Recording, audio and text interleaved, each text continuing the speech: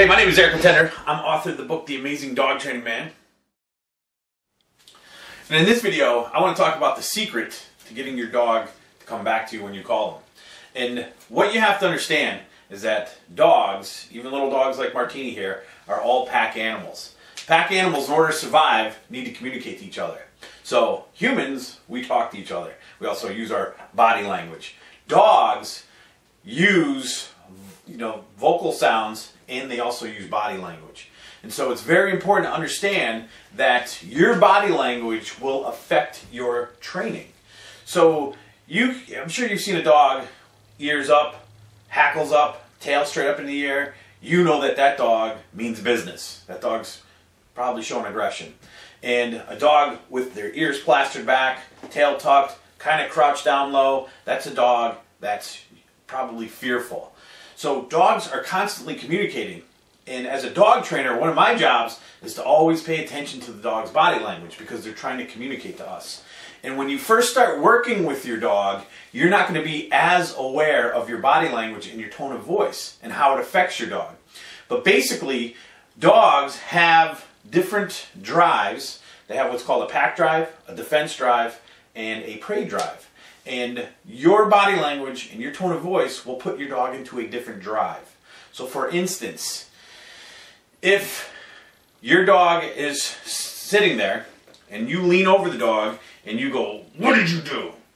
That is going to put your dog in a defensive frame of mind.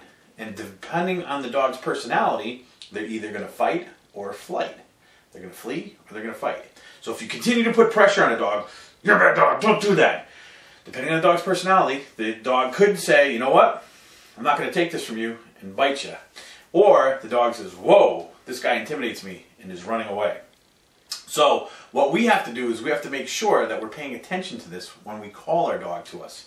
Because if I say, "Fluffy, get over here right now," body language, tone of voice doesn't make it easy for the dog to come to you. You know what a perfect example is? Is when I was a kid, my dad, I could tell by the tone of his voice if I was in trouble or not. So if I was out in the yard playing and I heard my name and it was like Eric, it was probably come and it's time to eat. If I heard Eric, I knew I was in trouble. And when I heard that tone, I wanted to stay away. I did not want to go to the house because by his tone, I was in a defensive drive. I wanted to flee. So we have to pay attention to that when we're calling our dog to us. We can't lean into him. We can't use a tone of voice that's low and kind of demanding. In order to get our dog in the correct drive, which is prey drive, dogs desire to chase and run, we got to make sure that we have a high-pitched tone of voice and that we're nice and low to the ground. Because when you're nice and low and crunched down or squatting down and you have a high tone of voice, it's easy. Your dog's in the correct drive now. Now they can come racing towards you.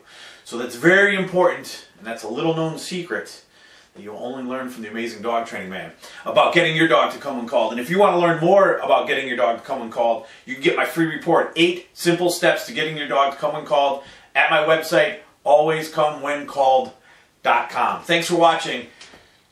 Go teach your dog how to come when called.